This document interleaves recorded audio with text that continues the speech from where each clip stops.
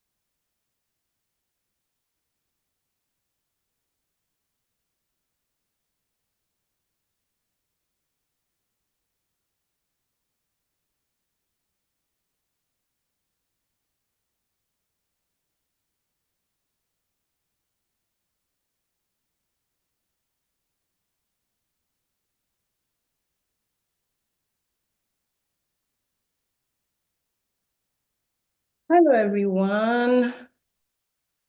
Good evening. Happy Friday. Thank you for joining us for this exciting and really deep conversation this evening. Yay, and our beautiful Valencia is here as well. So happy to see you. How are you, Valencia? Thank you for having me. I'm good. How's everyone? We are fine. Wonderful. Yes, we're just not going to waste so much time today because we have a lot to talk about. So please put in the chat your name if you'd like us to know and where you're joining us from. And happy Friday, everyone. I thought our music was coming up, but obviously, I don't think that was the situation. Anyway, the song that we were playing just before starting, the song was saying that I was made for more. I know who I am in Christ. I know who God made me to be, and I was made for more. This evening, the topic we're discussing is one that can make you forget who you are, not because you choose to, but because of labels that are placed on people, to forget that you are not the situation. So this evening, we're just here to remind you that you are who God made you to be.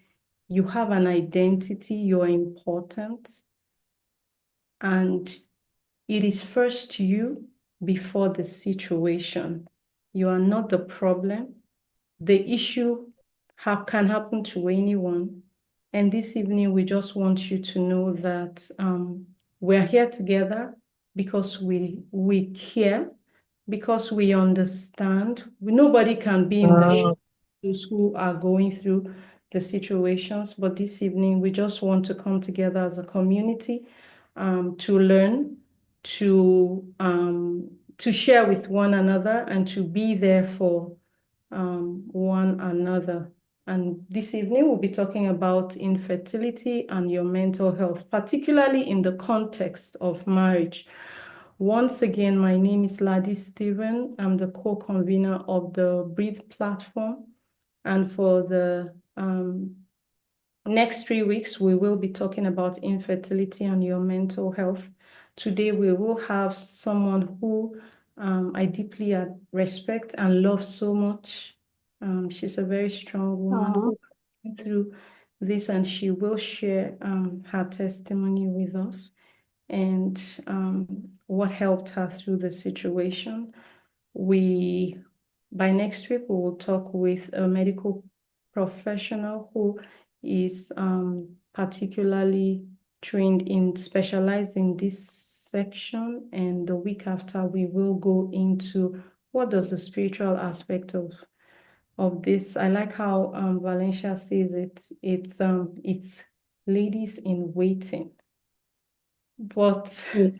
and it is with the labels that Yes. we get the different names. So straight into our guests.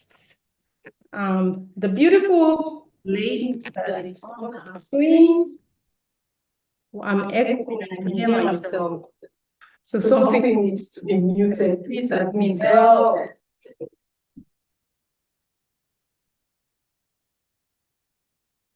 I'll just give, okay, 30 seconds or 10 seconds.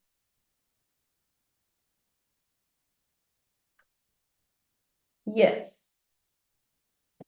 So Valencia Silva, she's a brand strategist. She's a customer experience trainer. She's an entrepreneur. She's a faith-based speaker. She has experiences across Namibia, Angola, and Southern Africa. She's worked with top-tier brands like Swarovski, the Sheraton Hotels, and top brands Angola, driving growth through strategic sales, marketing, and visual merchandising, from luxury retail to clothing design and more. By just looking at her, you know, like she's into luxury, ne? So she's your luxury dog. Valencia is passionate about equipping sales teams with tools to serve with excellence, empathy, and consistency in this tech-driven world. People are still in the forefront for her.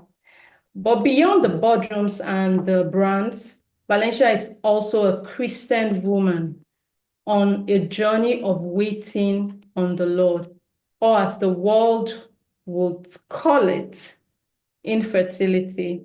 It has been a road of tears, of faith, and incredible strength for Valencia. Now, Valencia uses her voice to encourage other women in waiting, reminding them that God sees, God hears, and God remembers.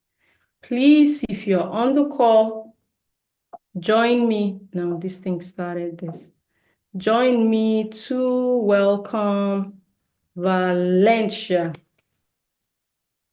Please release your emojis to help me welcome Valencia on the platform today. I'm trying to okay.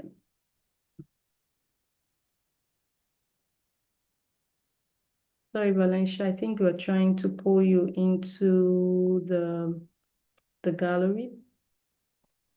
Okay.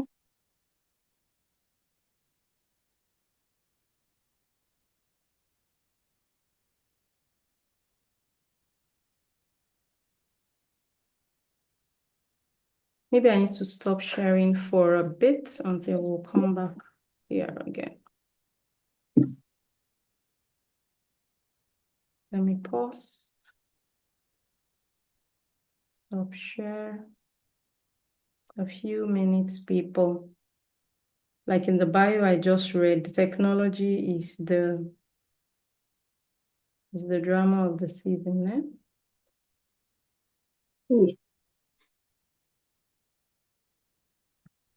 Yeah.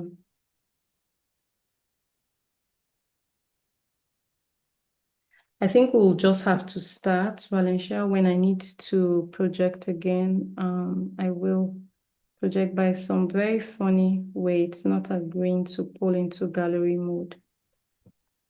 Okay. Okay. Thank you so much for making out this time to spend time with us this evening and to share your heart with us. I've just given a little about you.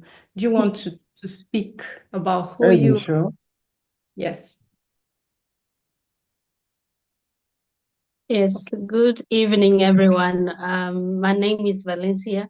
As I was well introduced by Ms. Stephens over there, I am focused in SADC, so that's where my expertise when it comes to work experience are. I've worked in Angola, I've worked in South Africa as well as Namibia. I am originally from Namibia, but love brought me to Angola, and that is where the journey of infertility started, or as I like to say, the journey of waiting started.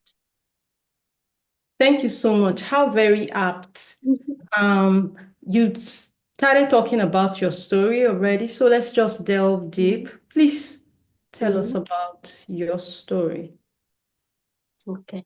So before I get into my story, I want to define what exactly infertility, or what the World Health Organization says infertility is. So it is when you have tried for longer than a year.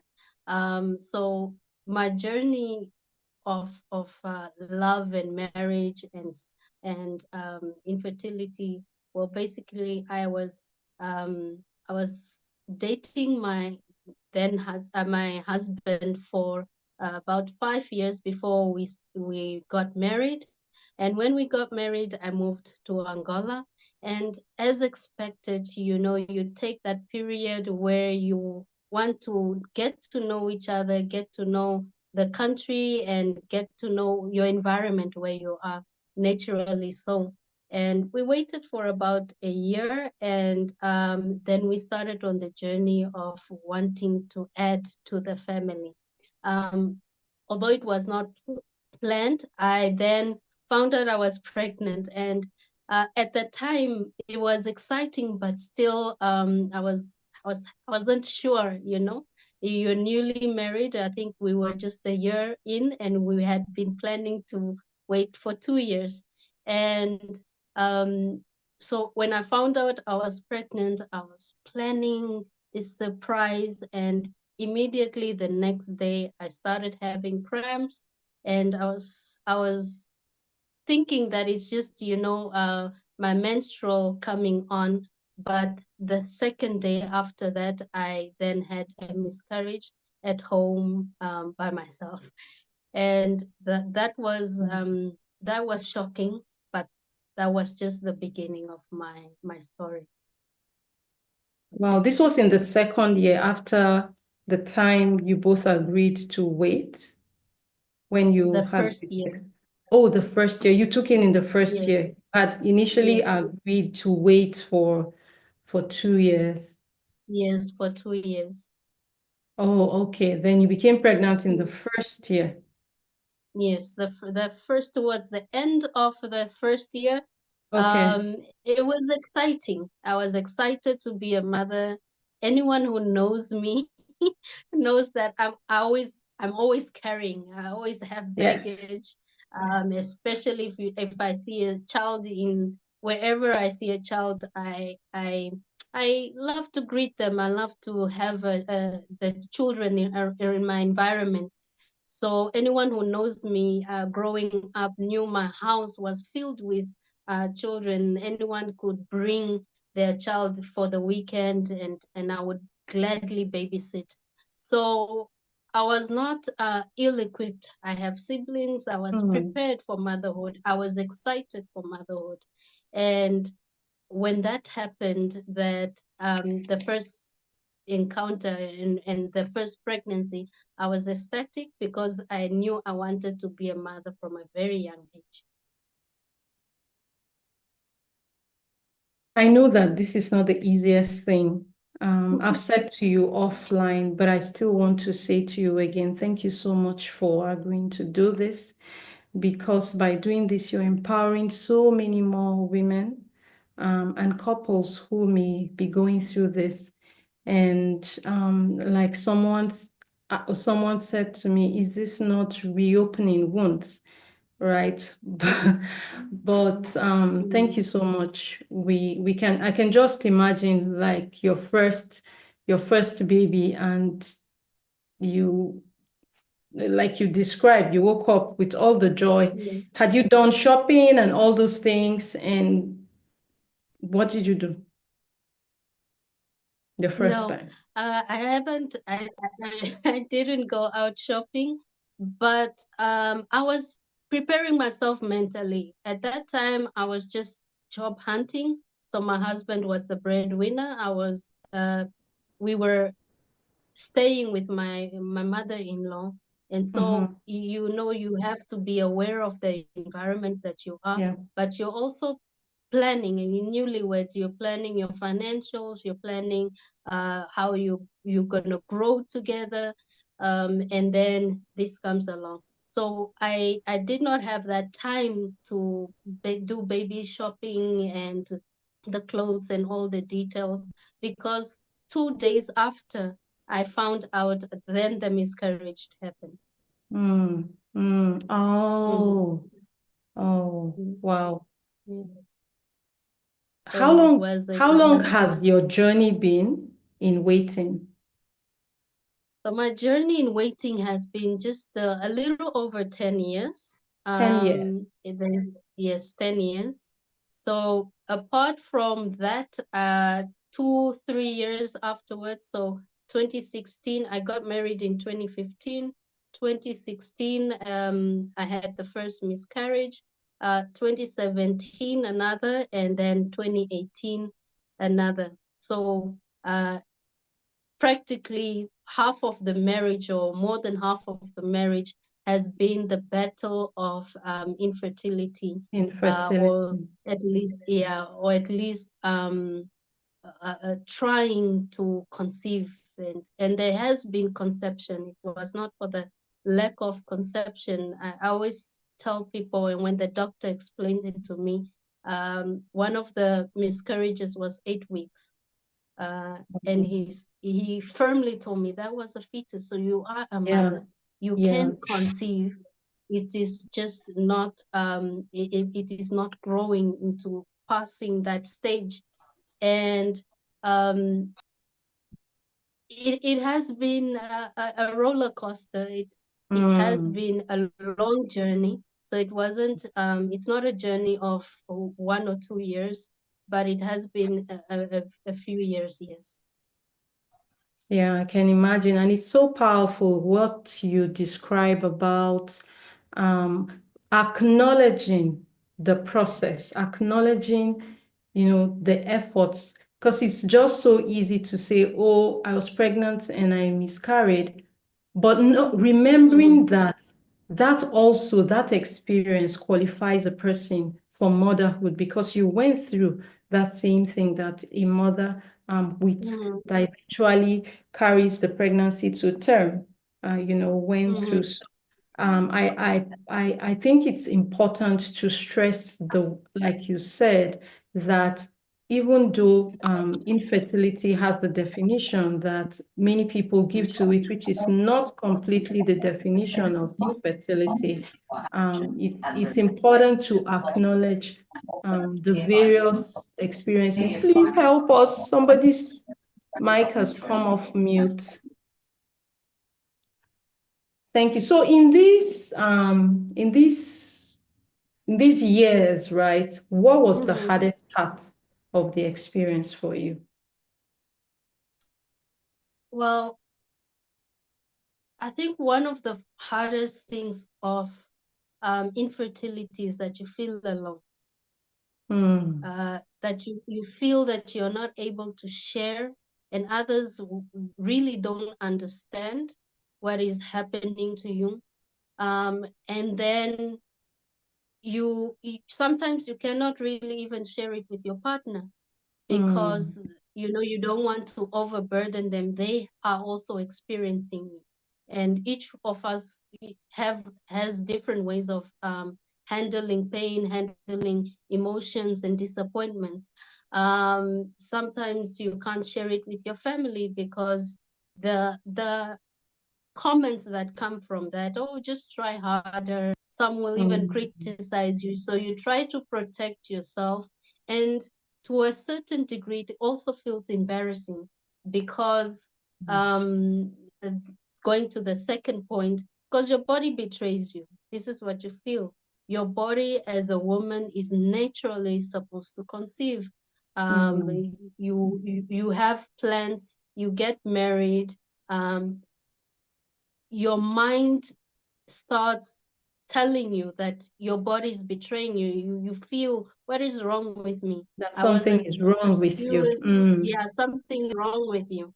I got married. I was with one person. We got married, and I wasn't out there. And then you telling yourself that you're not taking drugs. You didn't do anything beyond what you were supposed to do.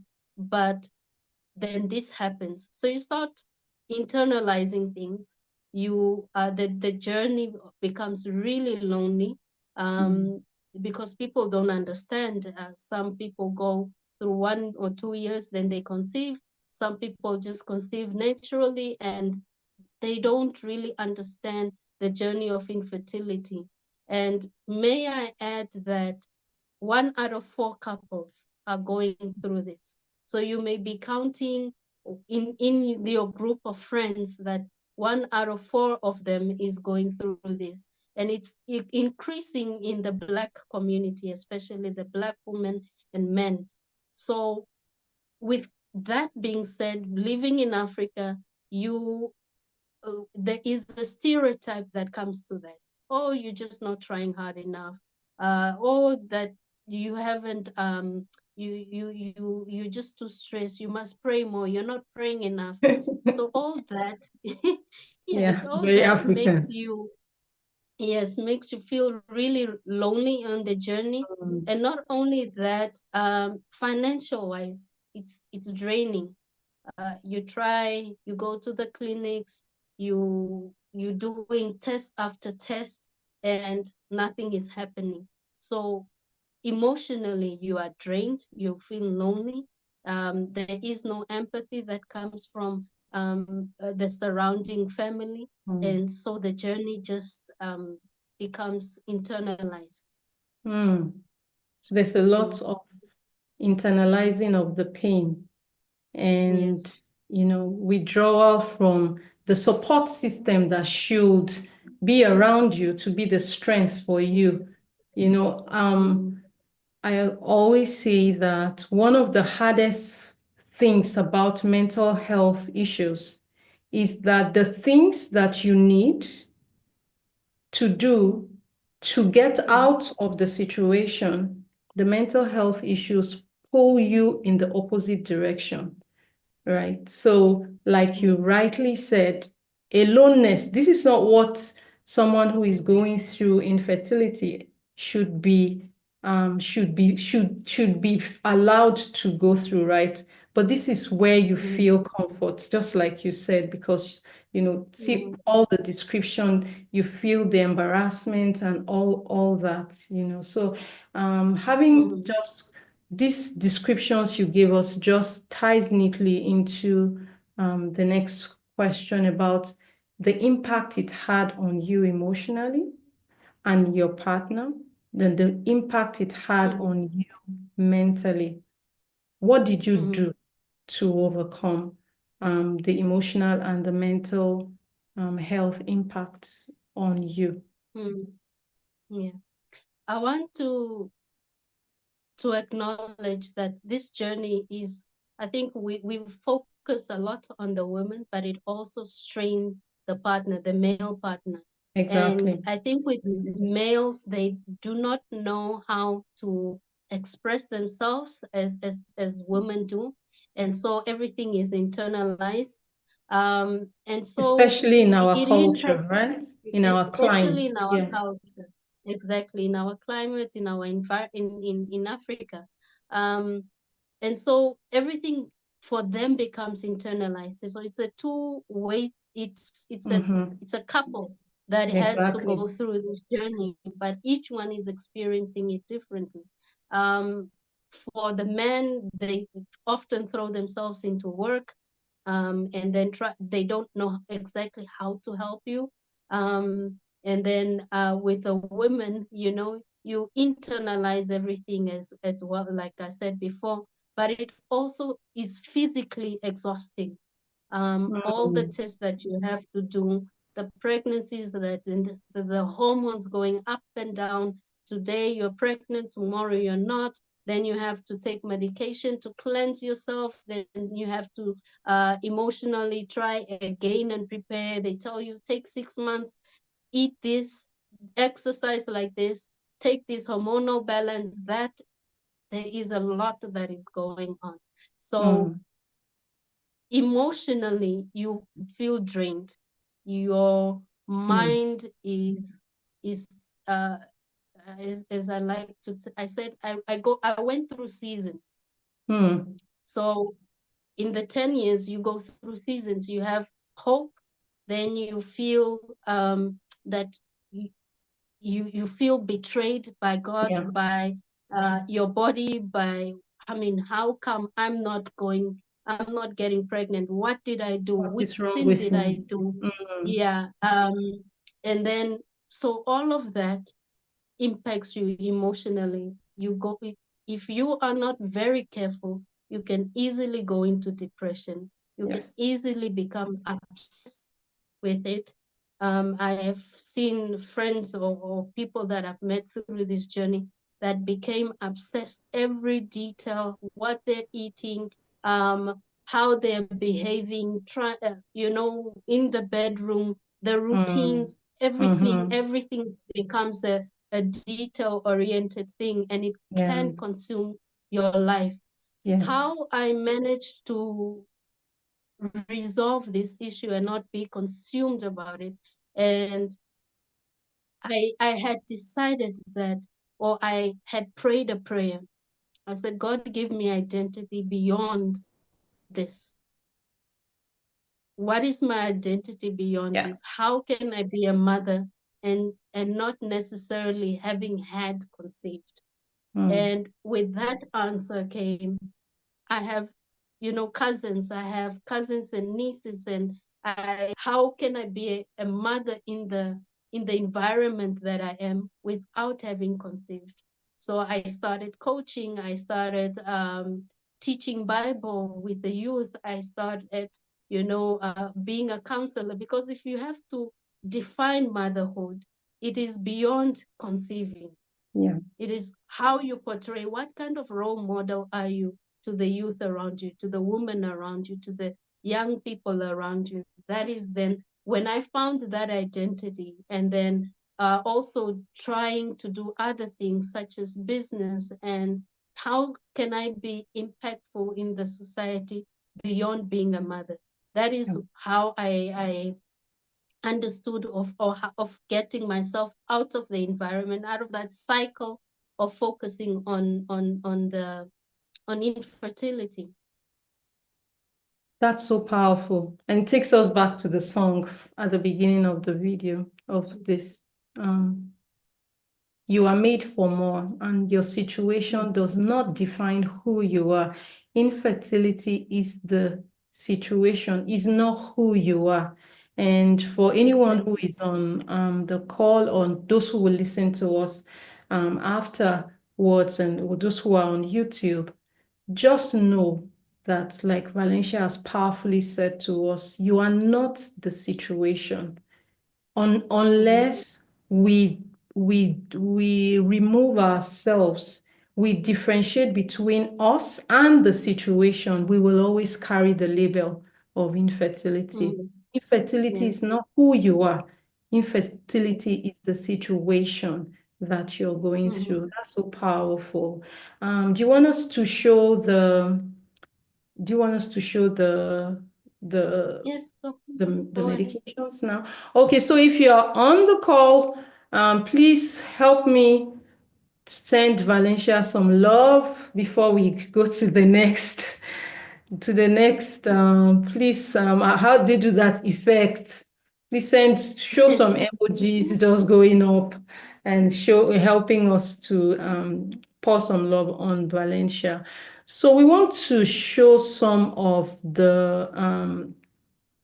we want to show something right now. Let me try and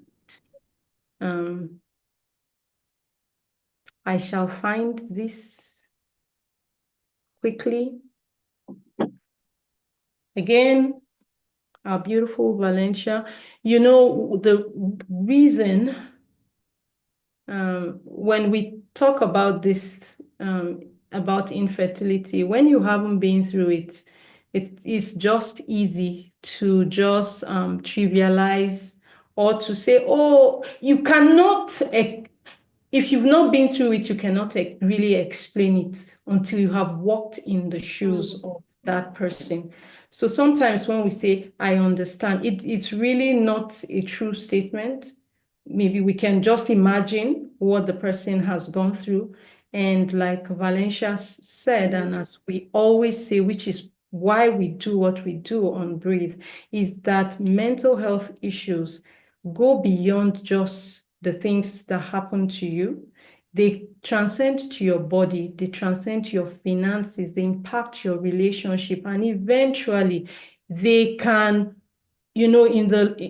sometimes people come up with chronic issues, diseases that they're like, where did it come from? It came from something that impacted you emotionally many years ago, impacted you mentally many years ago, that nothing was done about.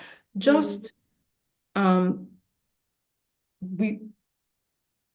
now, Do you want to speak to this? I don't want to be the one that spoke to it for you. Do you want to speak to this as I show the pictures? Or Yeah. do you want me to So speak? I don't I don't know which picture you have up, but Oh my nonetheless, God. Are you see? Okay, I'm not so I'll just run thinking. through it and Okay, then all right, let okay. me just I run see. through it. I remember this when you are on the call, you can't see some of them. So what you're seeing Okay, on now I this, can see. okay, okay. So what you're seeing is a lot of needles and syringes, right? These were one of the sets of medications for one season of the IVF, right? That Valencia Yes. had to take. Mhm. So she talked about the IVFs that she took, that it's usually more interesting when it comes from you, like, right? And you see All right. this pile of medications looking like a pharmaceutical warehouse. These were also medications that, do you want to speak to them as I show Okay, them? so before I get to the IVF, I must state that apart from the miscarriages, I've had 3 miscarriages, 2 ectopic surgeries. Now, ectopic surgeries are when the child or when the fetus grows into the tube. And I had to have 2 surgeries to remove that, and it's not unfortunately in Angola they are not that advanced as of yet to salvage the tubes. So that led, then I think that was 2021, that led me and my partner at the time to go into IVF. So there was other recommendations, and once we have found the diagnosis, we opted for IVF because we knew that we no longer had tubes. So one of the things that when we started with the IVF, we consulted and we did a series of tests and everything was fine. So even before, everything was fine. Every doctor, every gynecologist, every consultation we had, everything was fine. My monthlies were on time. They weren't. I did not have PCOS, as some people do, which is the ovaries do not and the eggs do not fall at the right time of the At the right month. time. I didn't have I didn't have issues of maybe egg health. Sperm health was fine. Ovulation was fine. My fallopian tubes at that time before the ectopic surgeries were fine. So we didn't know what was happening. Everything was perfect. So we went to the IVF. Unfortunately, the tubes were gone. I still have a fair one that the doctors had tried to save. And we were recommended to do the IVF. Now, I want people to understand that IVF, all those medications was just one session. And the mentally challenging thing of IVF is that you have to do it within a short period, 2 weeks to 3 weeks, take all those medications. And I think 99.9% of the time you are doing the work. So you're injecting yourself at home.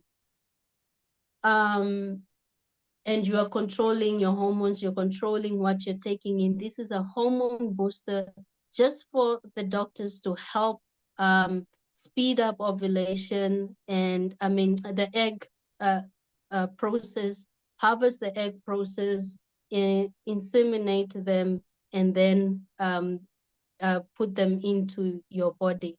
So this is within a period of 2 to 3 weeks maximum. If you're doing it on your own, if you're doing it emotionally unstable, financially, this is I think it goes between 1,500 euros. In rands, that is about 100 and something. Infertility or IVF is expensive. Expensive, yeah. It's expensive. And so when you're going through this process, you're doing it by yourself, no nurses assisting you. You are at home, you may be praying, you may be fasting, there's a lot of things that you are going through in this short period of time. And I remember there was a lady, I don't remember which show it was, but she was, it's I think CBS, that in the early 2007, somewhere there, she was going through her IVF treatment. And today she would be crying, tomorrow she would be laughing. And that is exactly how it is. You start to think this person is crazy, but that is the journey. That's the amount of medications. It is expensive, and it's not everyone can afford it. And it's not always successful as in my case. Yeah. And like we were talking, so some people do have to go through this up to 8 seasons. Can you imagine the Up to 8. amount? Yeah. I've seen women going through it 12 times. Wow. That is the determination that you have to have, fighting to have that right to motherhood. And it can be draining if you don't have the mindset, if you don't have the finances, if you don't have the support, and if you don't have the faith. You may be continually going through it until it hits. Yeah. Wow. This is deep, right? Like, you can see all over the impact is just holistic, right? In your finances, your mind, your body, your emotions, your spirit, your relationships with your spouse, with others. It's just very comprehensive. Please help me put some emojis for Valencia on the chat. You know, one of the hardest things of when you're going through infertility and on the mental health side is the things people say, right? Sometimes, like you said, it's not because they want to say hurtful words. Sometimes people also don't know what to say. So I wanted to ask you, what did you wish, or what do you wish that others said to you that they didn't say? Like, what did they say that was not helpful? What did you need most to hear that people were not saying to you? Yeah, I think that is a wonderful question, because sometimes we don't know what people are going through. And when you don't know what people are going through, it is wise to be sensitive in your approach. You know, in Africa, we are very direct, especially our African men. I think the biggest challenge I had was with the African men. You know, they were direct and prompt and a bit aggressive. But one of the things that I wish people, or one of the questions that when are you going to give your husband a child? It makes you feel What are you responsible for the problem. Yes. What are you waiting for? You're not getting any older. I mean, any younger. You modern people. You modern people. You want to plan out everything. You will never be ready. And you always have a response. It's not that I'm not trying. It's not for the lack of not trying. It's not that I don't want to. I think as women, one of the things that we have embedded in our minds is that we have to give, once you're married, it's a gift that your husband or your partner has chosen you. Now you have to gift him a lineage. And that is a heavy burden to carry. Um, by the grace of God, my in-laws were not pushy. They understood. They didn't, make me uncomfortable. But it was the outsiders that didn't know necessarily what was happening. And my direct family as well. So one of the things that I really wish people could learn is approaching people with sensitivity, with empathy, with just be curious, but don't be pushy. Don't be That's judgy. it's yeah, don't be judgy. Don't. I think that's one art as human beings that we need really to learn, because many people are going through so many things that we are not aware of. And that one question can have them pushed to the edge. I know I've had, people telling you that, why don't you just, go out of the marriage? Once you are out of the marriage, you will definitely get pregnant. It's a Oh, wow. possibility, but nobody wants to experience that. Nobody wants Yeah. to do that. Or you know, just end it with this person, go to another person, or why don't you just adopt?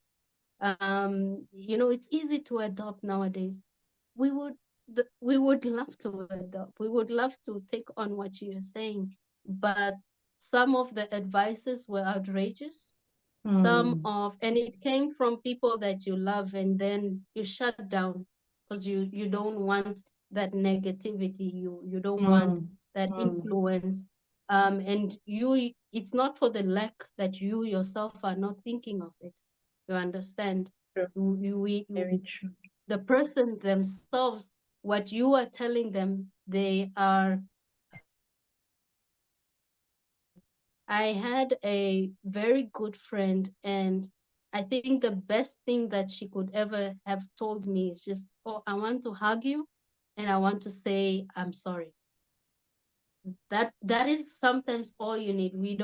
They don't need advice. They don't need um you to refer them to doctors, because they've been through the doctors. Yeah. They've been to the herbalist. They've taken the 100 medication, as you saw earlier. But sometimes you just need that person that listens, and that person that says, I don't know what you're going through, but I'm here and I'm I'm praying. here. I'm here. I'm Yeah. here. Yeah. Yeah. So it's just not being judgmental, not assuming we understand, not thinking we have the solutions. Sometimes it compounds the situation. Yes, we can pray, like you said, just holding the space for the person to be vulnerable. I think it's very important. When you talk about the kind of questions that you ask, because it can be, okay, but then I should ask questions. How do I know what questions to ask? I think you answered it by saying the questions have to be empowering. The questions that show curiosity, but not judgmental. And if you don't know what to say, sometimes just a hug is more than sufficient, Yes. Like someone said, a lady said that people are giving all the advices and say, okay, you've tried, why don't you just stop? And maybe all that woman wants is to keep trying. And she deserves to be allowed to try, right? Because she wants to carry her baby. She loves to adopt, but she wants to try again. So yeah, you're so correct. What was your biggest learning through all this? What would you say? Please, if you have questions, comments, feel free to put it in the chat box. Valencia will take questions yeah. Okay. Um, Your biggest learning for us. my biggest learning, like I said earlier, was my identity does not lie only in motherhood, but also understanding that God's love is beyond me being my mother. There's a purpose in a journey, and one of our mothers in faith, Sarah, as as when she was going, I now understand her pain, and not only her, many other women in the Bible. I now understand their pain.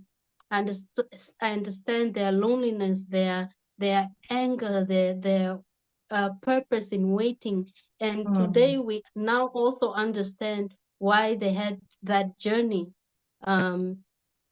You may not know what your journey is, but you know that there are promises of God, that He said, none shall be barren in the land. And you know that God does not make promises that He does not keep. So one of the things that I have taken away is that my identity is beyond the journey of waiting. My identity is, I can be a businesswoman. Who am I as a businesswoman? Who am I as a mother beyond giving birth? Who am I as a person in society? How am I influencing others? How am I conveying the love that I want for my child? And for the society at large. So it has taught me to think beyond myself. I think when you're going through the journey of infertility, it is one thing that can consume you is that you start to focus on you. And just you. And just you. And as we see with Sarah and even Elizabeth and others, in that process, you break the people around you because you're just focused on your hurt and how you are feeling. You can initially destroy relationships. With Abraham and Sarah, you could see, if it wasn't for the wisdom of Abraham, you could see how that would have ended up for Sarah. Yeah. So I learned that beyond the journey, who am I? How am I walking in Christ? How am I impacting my society? Because that can't be it. Now, what if I was a mother? What else would I be beyond a mother? There's other categories and other areas in our lives that we can focus on. So I want to encourage women who are going through this, that find something else. Sometimes when we are so consumed by one thing, that is where we fail, because you're so consumed by it. But if you start looking at the journey in a larger package, and I always say, being a woman or being a couple or a man that is going through its infertility, you are a warrior, because you learn how to balance your life beyond one category that others might have ended their life if they were in that situation. Yes. So you are a warrior. I've learned that I have love to share beyond what I thought I would. You understand? I have discipline that others wouldn't have if they were in my case. So everything is a journey. Everything has a purpose. And that purpose, you have to look at it as in, how can I impact others? How can I influence others in a positive manner, even though I'm going through this? So our purpose is bigger than our experience. Yes. And indeed, you are a warrior. You are a super warrior. No, no, flattery. You are.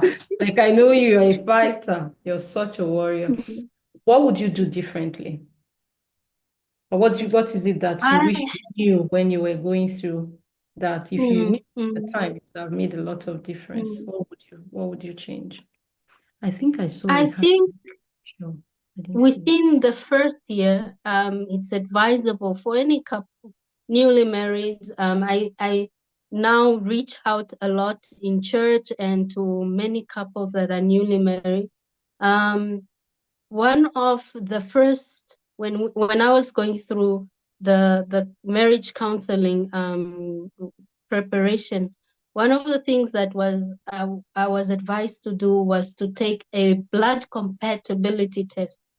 And I I was looking at the pastor like, oh, what is this, Um, and I don't recall if we've done it. I think with a series of tests afterwards that came to pass.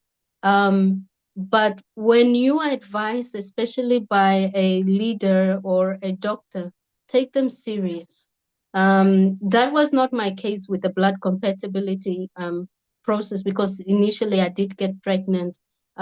So one of the things that I would say is, once you have tried for a series of 1 to 2 years, go to the doctors and do the tests, all the tests that they are recommending. Sometimes in Africa, we can have faith, but blind faith.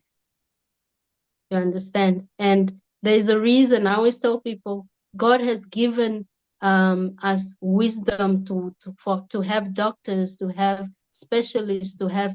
These people are not there because they're there for decorations. They're there for a purpose. And so sometimes it is wise, once you see that there's something wrong, go to the doctors, do the series of tests, get counseling uh, early on, because as African couples, we don't go and consult, whether it is your spiritual leader, couples counseling, uh, uh, go for couples counseling, go for therapy, anything that you need in that season. Try to have the skills, because if you're going through this, you need to have the skills. And sometimes you will go through unnecessary pain if you don't equip yourself. So Yeah. programs like Breathe, programs that different people in society, we have a plethora of platforms that are able to help you. And one thing that I wish I could have done earlier was get that counseling and gone to that marriage counselor, or just equip myself more to understand what is happening. How can I mentally strengthen myself? Because I did go through a season of depression, and you don't want to work, you don't want to do anything. You just want to cocoon yourself and Yeah. protect yourself. And depression can be a dark place. And It before is a you go dark there, place. Yeah. yes, equip yourself. I think that is the number one thing. Even if you're not going through it, you're single, I always tell people, better to be prepared, because you don't know if you're going to help your friend or yourself. Yeah. And with the statistics from the WHO, is either you're going through infertility or you know someone who is going through infertility Yes. in your close circle. It's not even far, So yeah, equip yourself, and like you rightly mentioned, so some of the things that we do include providing those premarital counseling, either virtually, or we direct you to one of our courses that you could take. So our admin will put the links for those who need any form of support. You can reach out to us and we will provide that support to you. If you need mental health support, please reach out to us as well. How did your relationship with God help you through this journey? My as we relationship begin with to God, round up? yeah, The time goes back so quickly. yes, so quickly. It has been a roller coaster. I think people we deceive ourselves into thinking when it happens, I will be strong and my relationship with God will be perfect. And it has been up and down.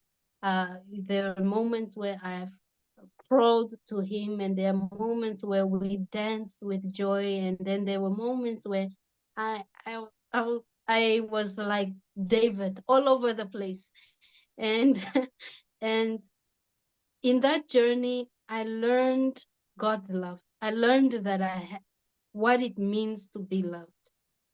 Um, I learned what it means to be rooted in God.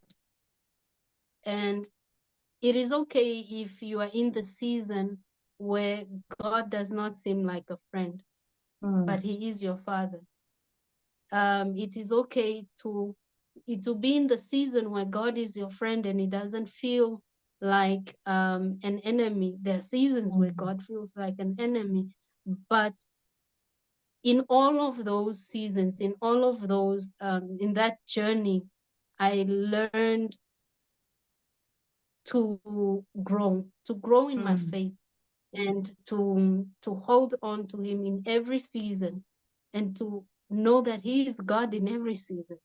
Whether I have gotten what I wanted or not, He remains God and nothing changes about Him.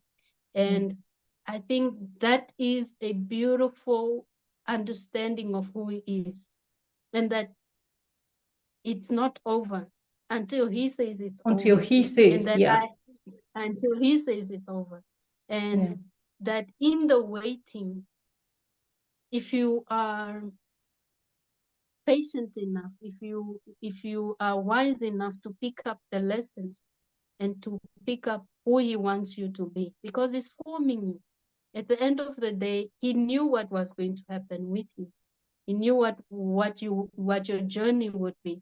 But if you are wise enough and not even wise enough, but just knowledgeable enough to understand what He's doing, everything has a purpose. Maybe my purpose is not to be a mother, but to impact women throughout the world through this journey.